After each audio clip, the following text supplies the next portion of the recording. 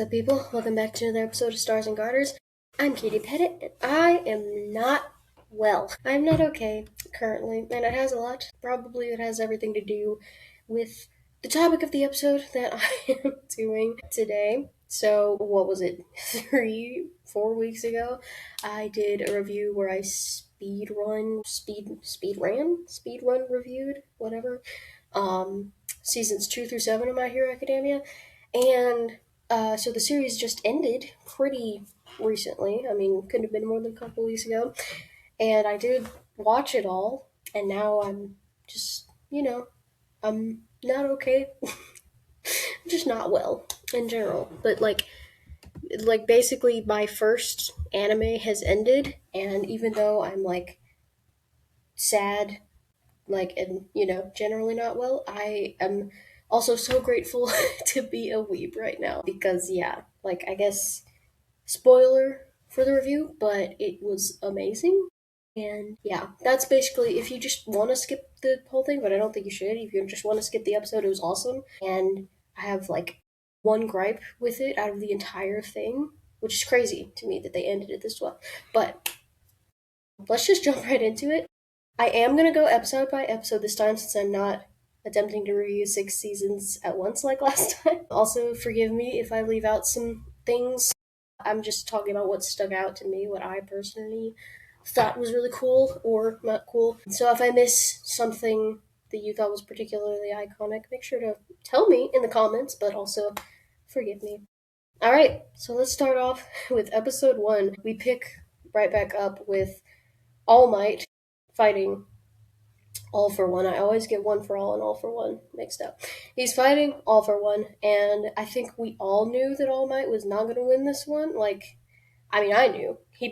Like I said in the review of the last one, he basically just said, "Guess I'll die." Like he just put on some armor, and he was like, "I'm gonna go fight the most powerful villain in the world right now," and he's also 60. So yeah, this was always going to be bad for him, but I mean, they still managed to give him really good fight scene. I mean, it was good from the last episode of season 7. It's still good in the first episode of season 8, um, which is impressive considering it's just an old, powerless dude fighting one of the most powerful villains ever. So that was impressive that they even made it a good fight, but they did. It also continued to be hilarious that one for all, no, all for one is de aging. So at at one point, as I had hoped, All Might was quite literally throwing hands with a child. Like it wasn't even oh, he made the joke about him being a teenager, but no, he's literally throwing hands with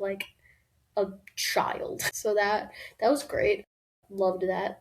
We did get to see the bare minimum of All Might's backstory as well in this episode, which I think I would have liked to see more of it.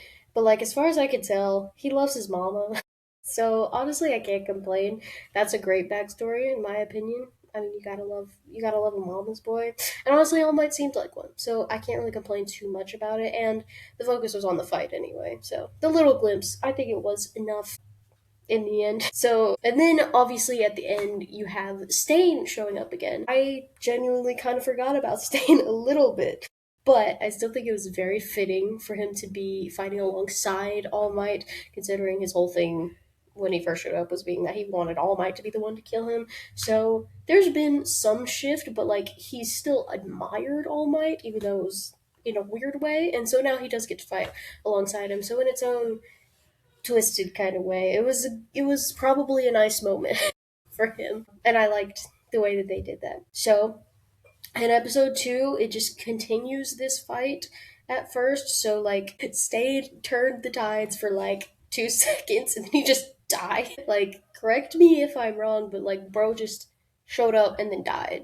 It felt really fast, and I was like, did he is he dead? Because, but yeah, he didn't make any more appearances. He didn't have an epic return or anything. So yeah, I guess he just is dead now. So R.I.P. bro, I guess. You had a cool moment at the end there. Can't say much for the rest of your time on the show, but you know, you did something right at the end, I guess. But yeah, again, this was the obvious outcome of the fight.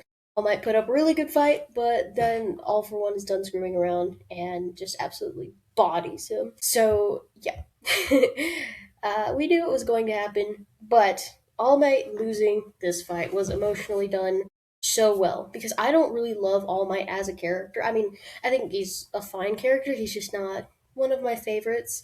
I mostly like him as just like a father figure.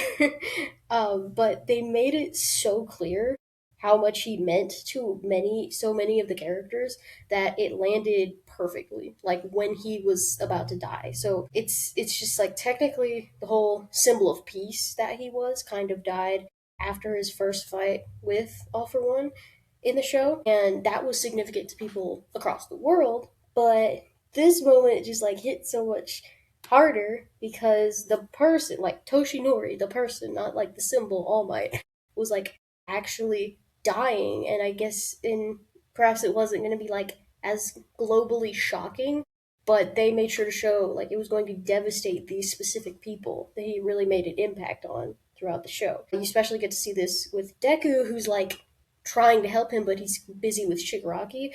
So like he's so busy with Shigaraki, he almost has to watch father figure die, which would like that would have been terrible if that had happened. Like Deku probably just would have given up, if I'm honest, because that is his father. But before any of that tragicness could have fully happened, our boy returned. I have in all caps on my outline, our boy is back, and the back is spelled with like 13 A's.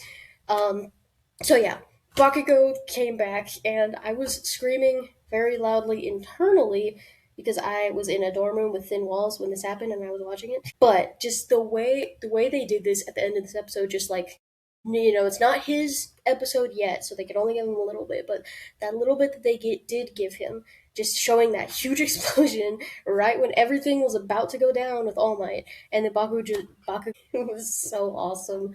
I was so happy. I missed him, even though he was gone for what 4 episodes. I'm gonna guess 4, but I missed him because he's great. So yeah. So episode 3 just starts off with like have I not been waiting for this moment, episode 3, for 8 straight seasons? Like I know I'm not the first person to point this out, but the way Deku and Bakugo just like lock eyes once and then move was awesome, so epic.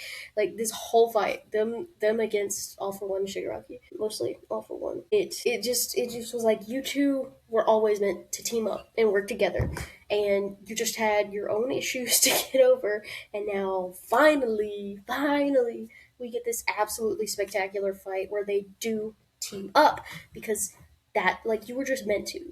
We knew from the start that they were meant to work together. They had to work through their own issues, and now we get it, and it was incredible. It's literally spectacular. So now, just completely zooming in on just Bakugo for a while, um, I want to ask any other writers out there. Do you ever like watch or read or play something that's so well written that you just want to give up writing forever because you'll never achieve that level of peak? Because that's what Bakugo's arc did for me. Yeah, I don't think I would ever be able to write something that like full and satisfying and just well rounded in my life. And I don't think most people could. But we've gotten to watch him go from like this trope of like an arrogant bully rival kid who thinks he's above everyone to revealing that all of that stems from this terrible inferiority complex, and watching Deku get acknowledged and mentored by someone that he's admired for so long, and then to him slowly growing less hostile towards Deku himself, but even to his death, like even to Bakugo's death, he still felt like he'd never catch up. But now he is the one who saves All Might, and that was the perfect choice, incredible decision. And finally, he gets acknowledged as he's always wanted to be, as just as good a hero as everyone, just as respected as Deku is, even though he's the protagonist. It's like Bakugo means so much. He's like just as good as him, and this it's basically peak. Basically, um, that's what I gotta say about this. It's peak. Everything about Bakugo, peak. One tiny little nitpick. It's not really Bakugo's fault. I do think if Edge Shot had died, it would have made I can't say his name. Bakugo's death a little more like expensive, I don't think it was cheap necessarily, but it would have just made it mean a little bit more. Um, and I can see where some people might make I know a lot of people really hate when characters die and don't stay dead, and I think if Edge Shot had died, then that would have made Bakugo's time where he was technically dead a little more meaningful. But I'm not too mad about it since everything else about his character arc in this episode and this fight and this scene is so incredible. I can't really complain too much about that whole thing. But yeah, episode 4 still on Bakugo almost completely. And after that whole super deep and incredible writing, we get to see Bakugo throw hands with a literal infant, and that is just as okay. But most of this was All for One and One for All's backstories, and those were really interesting. There was like a tiny bit confusing to me because I'm still not sure exactly how One for All works as a power, but I did like seeing All for One's backstory with his brother, and it was interesting. I actually appreciated that in a show where almost all of the villains have very tragic origins and stuff, they were like, yeah, All for One was literally just an evil baby. Because sometimes you need a villain that's just straight up evil. I mean, you can make all these really great, compelling villains villains with origins that are really great, but like honestly, sometimes they're just evil. They were evil infants. So and that's that. And I thought that was great. And then we have, the whole fight with Bakugo is going on. All for One is reliving his he doesn't really have any trauma. He was just always evil, but he really hated um his brother's friend who was what was his name? Kudo? I think it was Kudo or something. And so, he's comparing Kudo to Bakugo, and he calls him that by accident, and then Bakugo says the thing being because my name is Kachan Bakugo. Like, I died. I literally just like ascended. So yeah, it's all right. Let's just talk about just this specific moment where he calls himself Kachan. First of all, people who hate dub just because it's dub are cringe because honestly, it's been peak this whole time. But specifically, I looked up his name because I remember last name. I was like, Bakugo's VA. I'm not sure what his name is, but he's really great. I looked up his name this time because his name is Clifford Chapin. I think that's how you pronounce it. His performance in this episode specifically was perfect. Like literally no notes. That line, like the laugh that Bakugo does when he accidentally explodes himself too fast. And he's like delirious. It's all amazing.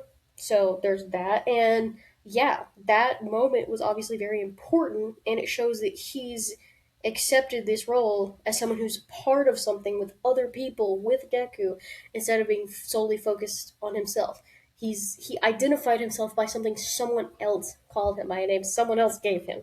So he's grown so much, like he's grown up so much. He's not completely focused on his own goals and everything. He's thinking of other people and how he fits in with them. And that's awesome. Again, just his entire arc is really incredible. And like probably better than anything I've seen in Western animation. I don't know if that's the correct term, but I think that's what you call, you know, I guess what we would think of as like normal animation, like Disney and stuff.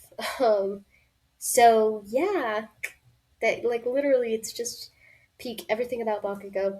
And then Bakugo beats All for One and blacks out doing the oh my gosh, doing the All Might pose, which is quite simply iconic. So yeah, and now we're moving away from Bakugo. Sadly, um, I mean Bakugo's entire thing was probably the highlight of the final season, to be honest. But like the rest of it was still great. But we are moving away from Bakugo. So in episode 5, we're back to what is technically the main event, Deku versus Shigaraki. Most of this episode, at least for me, was just, yes, cool fight scene, haha, punching and exploding. So, but they did start the thing of One for All being partially stolen, which was really interesting. Obviously, this changed the course of the battle a lot. I'm wondering what happened. I mean, to all of them, but like specifically to the Danger Sense guy. I forgot his name, but like, is he gone for good? Is he like dead? Because since One for All ended with Deku, because that's like really sad. Actually, did they all? They're just like gone. I mean, they technically weren't alive, but they were. There was the embers. Is that what they were? So like now there's no more of that. Like so they're just like gone for good because that's actually really sad. But yeah, now they have this plan for forcibly giving One for All to Shigaraki to get into his mind since they can't really just kill him physically, which is really interesting. And still, you know, like, it still allows for really cool fight scenes, even though they're like focusing on his mental, on like breaking through to him mentally, which is really impressive, honestly, when like the main battle ends up being mental and they still get really cool fight scenes out of it. But yeah, that's mostly what episode 6 was for me. It was very similar to episode 5, where it was mostly just like cool fight scene, but this was also like a mental fight scene inside of a physical fight scene. So that that's pretty much all I got of episode 6. I'm very sorry if I forgot something iconic, but yeah, they get inside of Shigaraki's mind, they break through and start to force One for All onto him. But yeah, they're in Shigaraki's mind, and then we move into episode 7, which is all about Shigaraki's mind, basically. So we, audience, we didn't need to see Shigaraki's origin story again. We already know it, which is good that they didn't show it all over again. But what they did is that we get to see it now through Izuku's eyes, which is really important because he literally already sympathized with Shigaraki basically for no reason. Like basically uh, on the basis of he probably had a reason for being this way, but now you show him that like Shigaraki's trauma and like he's gonna want to save him even more. But yeah, I mean, either way, Deku was gonna want to save him, but it's still really important because it kind of confirmed for him that there was something that led to Shigaraki being what he is in his past. However, it also further did show him that like Tanko Shimura was past the point of being saved, which like I don't think Izuku ever really stopped trying on that part, but like really he he couldn't have been saved. What with him, disintegrating Izuku's hands and then Shigaraki's body getting taken over by All for One, it was a little bit too late. We did also get to have that nice full circle moment here with Nana Shimura, where she kind of got to apologize for not being there for her family before letting herself be absorbed and I guess dying like for good. So then it's just when Izuku and everything is starting to kind of almost break through to Tenko a little bit. All for One takes over, which was pretty devastating actually, because I mean I kind of rooted for Shigaraki to be turned in some places. So it was pretty devastating that like they had made like this tiny crack and they were kind of getting to see that maybe Tenko can come back and maybe it could be different, but it couldn't because All for One took over and took over the body and everything. So like that's just the show in general has done a very good job of showing that there's this tiny part of Shigaraki that says maybe he doesn't have to be this way, but it's just not strong enough to overcome what's already happened to him, which makes him just really nice and tragic and terrible. And then but after all of that, after all that mind stuff, after he gets out of the mind and All for One is taking over his Shigaraki's physical body, we also get to see Aizawa again, and I missed him. We haven't seen him really in that much action for a while. But yeah, the Kurogiri thing has been one of the most heartbreaking things in this show since we found out about Shirakumo back in season 4 or whatever. But it was definitely nice to at least see him choose Aizawa and Mike one more time before he died. like for good, like died. Also, I think this was the episode where we finally got to like fully see Shirakumo in the through like the Kurogiri haze. So that was absolutely devastating and heartbreaking. Thank you for that. I don't know if it was this episode, but whenever it happened, I was terrible and I loved it and I hated it. So thank you. But also we have Eri breaking off her horn. That was so sad. She's just a baby. Like, why does she? That was really sad. And I was like, I just like she's just a baby. Give her back her innocence. She shouldn't think she needs to help in this situation at all. She's like 7, so that was great. Everyone's tragic here, so she fits right in, I guess. And then after that, with Kurogiri's cooperation and Eri's horn, Class A, and also the other guys who came with them, they return to Deku to kick some butt. And yeah, that was epic. It was an epic moment. I yelled, which is different from screaming because I don't scream. I'm very chill about these things. But yeah, that was just epic. The whole class is there, and they're literally like have had the crap beaten out of them, and they look like it, but they are there, and they're literally there to continue fighting. So that's awesome, and it was just kind of again pretty iconic. Not even gonna lie to you. And then after they show up, we get episode 8. And let's see how to describe the episode in which the League is defeated once and for all, and this is like the final fight. One of the best fight scenes I've ever witnessed. They made sure every single character got their moment, and it was immaculate. It didn't feel rushed. It didn't feel too full. It didn't ever feel like it was too much, or like some characters got more or less time than others. It was immaculate. I don't know what other word to use. They literally did it so perfectly that I don't know how I could have been mad about it with how they did it. And of course, after they all get their moments and it's this whole epic thing has happened and come together, of course Deku delivers that final punch and then everything just stops and for a moment. So I thought it was really just so well done, and I was glad that we got to see Shigaraki again before he died so that they could really still drive home that point that even though he couldn't have been saved at that point, there was at the very least, there was a certain sense of understanding that was achieved between him and a hero in the end. So even though he hated heroes because of what had happened to him, there was a hero, Deku, who there was some semblance of understanding he had with him at the very end. Which is not less sad, but it's it's something. Bittersweet, I guess is the word, even though it's more bitter. But, well, depends on who you're really rooting for, and I guess I'm rooting for the hero, so it's a good thing, because he was a bad guy. But, So yeah, that the final fight happens, and that was probably maybe one of the best episodes, besides all the Bakugo stuff, because that was iconic. But yeah, that was awesome. And then the all the action and stuff is technically all the main conflict is over for the show, but then we get episode 9, and I really appreciate how they handled the aftermath of the war.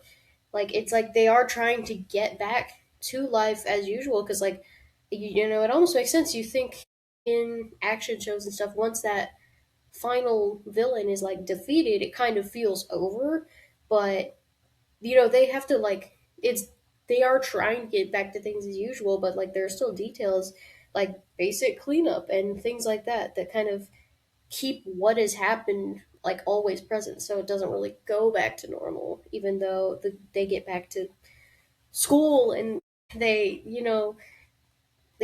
are trying to have that normalcy again. It just doesn't really get back to normal anymore because of what has happened. So, but yeah, there's all that. But I'm mostly here to talk about the hobbies ending in this episode.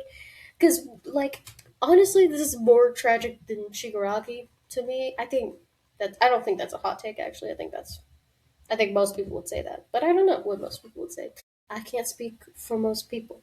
So yeah, obviously I kind of wanted Dobby to live. I knew it wasn't gonna happen, but like obviously I kind of was rooting for him at the end, and I wanted him to maybe live and possibly be able to rebuild his relationship with his family.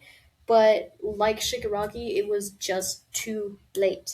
Um, So we have Endeavor's arc as a father has kind of come to its end, to its conclusion. One that I, as someone who can't stand Endeavor, as I have stated many times, still really appreciated because he is attempting to fix the damage that he's done to his own family, but he has to now live with Toya as this like constant reminder of like what he broke and what he screwed up.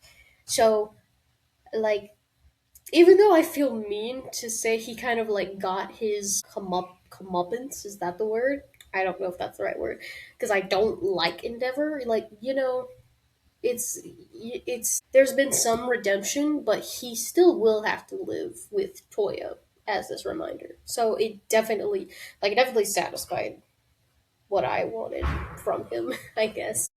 And then it's like Shoto never got to have a relationship with his brother because of everything, and so he's here trying to get at least a tiny bit of that at the end of Toya's life.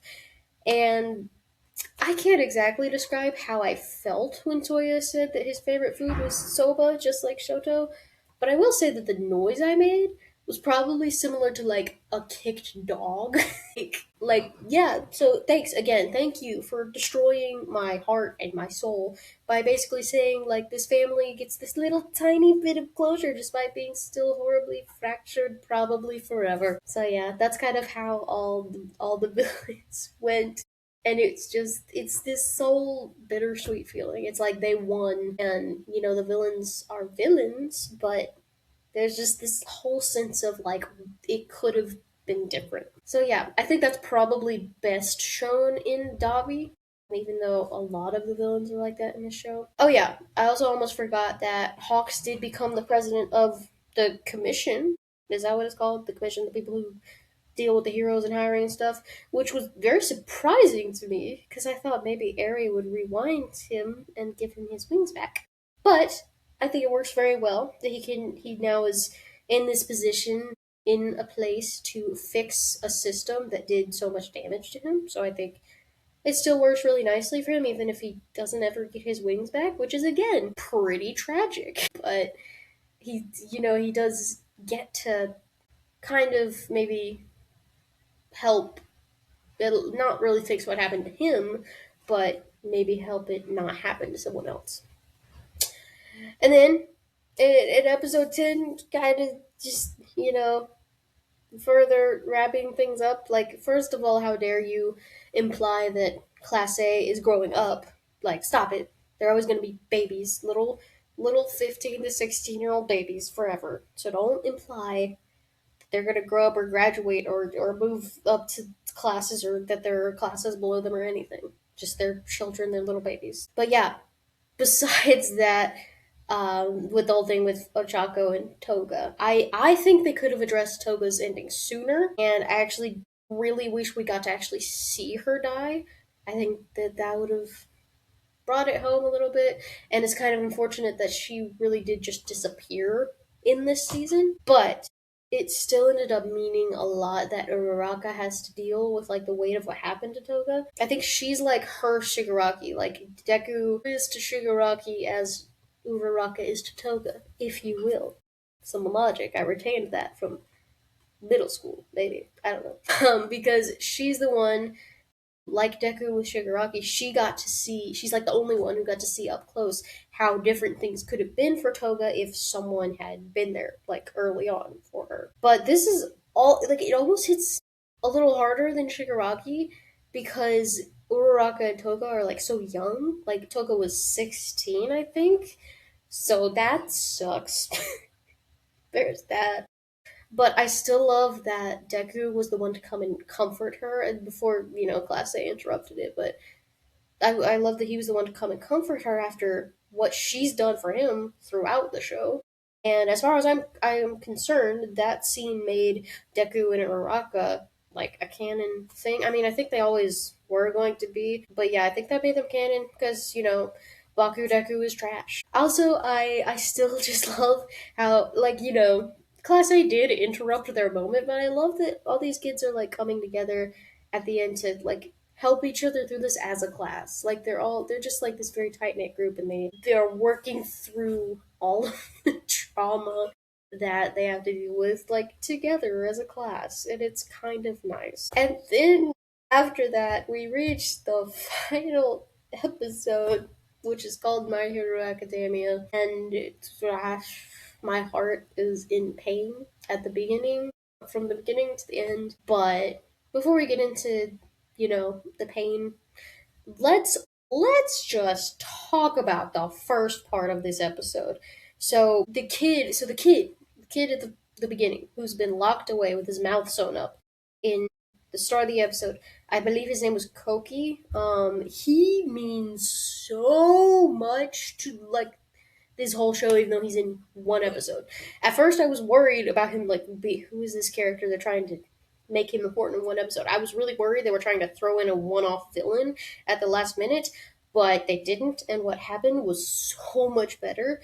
The fact that Koki has this perfect villain origin story, super similar to Toga, Shigaraki, Dabi, very, very similar to the actual villains of the show. He has a villain origin story all set up, but someone comes along to help him and he doesn't go down that path. That was so needed because all throughout this show, you've seen that with Dabi, with Toga, with Shigaraki, it could have been different if someone had been there for them. But no one was, so they all ended in tragedy.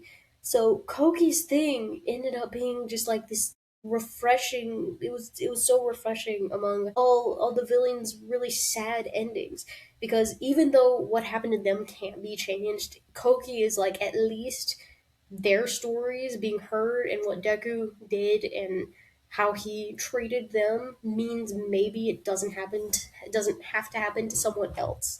And that was just like, because I was like really sad. Like it's just, again, they all ended in like tragedy, but Koki's whole little story was just like, it is tragic and it can't be changed, but maybe it means that it doesn't have to happen again. So that was awesome. Also, I didn't notice this the first time I watched it, but later on in the episode, when Kota comes to talk to Izuku, the kid who passes behind him in the halls of UA is Koki, because he has the little holes in his mouth, the little scars from the stitches. So not only did Koki get help for all the trauma he'd gone through, he also went on to join UA and probably become a hero. So yeah, that was all very nice after, all the depression and whatnot. And then the babies did indeed grow up. It's kind of bittersweet because that they're all grown up, but like it was really nice to watch them graduate. But playing Hero 2 in the background was a nice touch. I liked that. Also, like Aizawa, just he smiles a lot more now, which is really nice, and he's still fine after all these years. And then All Might's little teary grin when Izuku walked by at the graduation ceremony was the most dad thing ever, because he's like literally his dad. Like I will hear no arguments against it. Izuku is All Might's son, his All Might's secret love child, if you will. And then, they graduate, and so we fast forwards when they're all adults and they're doing their own thing. And I was surprised that Izuku had given up hero work, but it does make sense considering he had to give up One for All. Or he didn't have to, but he doesn't have it anymore. He just doesn't have it anymore. He's corkless. And of course, he's helping the next generation of heroes, so that's great. And I was very sad when he said that they didn't really hang out that much as adults. But one, they are all successful heroes like they wanted to be. So that's very nice. That's what they all wanted. And two, they still all remembered Izuku and what they did as classmates, and they all pitched in to get him that suit so that he could continue some of that journey as well. So it was sad for a moment, and then I was like, but it's okay. It's all okay. Also, another little detail, but like when it was going through and they all went off as heroes again together, but all adults, and Bakugo apparently just smiles all the time now, which is adorable and really nice. And they were all just going off and being heroes together, and then at the end, it just kind of rolled through and showed what kind of hero work everybody went off to do. I did there were a lot of really great details, but basically everyone is doing really great jobs as heroes. But specifically, I saw somebody. I mean, I don't know if this is like canon exactly, but I did see someone say that as adults, Kirishima and Mina, they both grew their hair longer, and somebody said that they grew their hair long in honor of midnight. So, like, I'm gonna go cry now, just in general for all of it, but, like, specifically, like, that was just the tiniest detail. I was like, okay, that's great. I'll go, like, get in a fetal position somewhere. Cool. But yeah, that's the end. It's literally, I don't know how they made an ending this good. It genuinely baffles me that they paid off every single arc and character and plot line. I only wish there was more Hawks and more Amajiki and maybe more Kirishima. But other than that, it was basically perfect, and I understand why there wasn't more of them because it wasn't really about them in this season, in this moment. So yeah. Also, the art style also evolved so much, and they look so much mature, but they still look the same, and it's amazing, and the animation is beautiful. Okay, so that's it. That's it for the last season. I This didn't go as long. I thought this episode would go really, really long, but this is actually kind of shorter than I expected it to go. But it's just Peak, and I had a lot to say about how Peak it was. So yeah, thank you guys for watching or listening. Make sure to comment your thoughts about the end of My Hero if you are a My Hero fan yourself. Make sure to subscribe and to follow and share with your friends. And I will see you guys next time. Bye bye.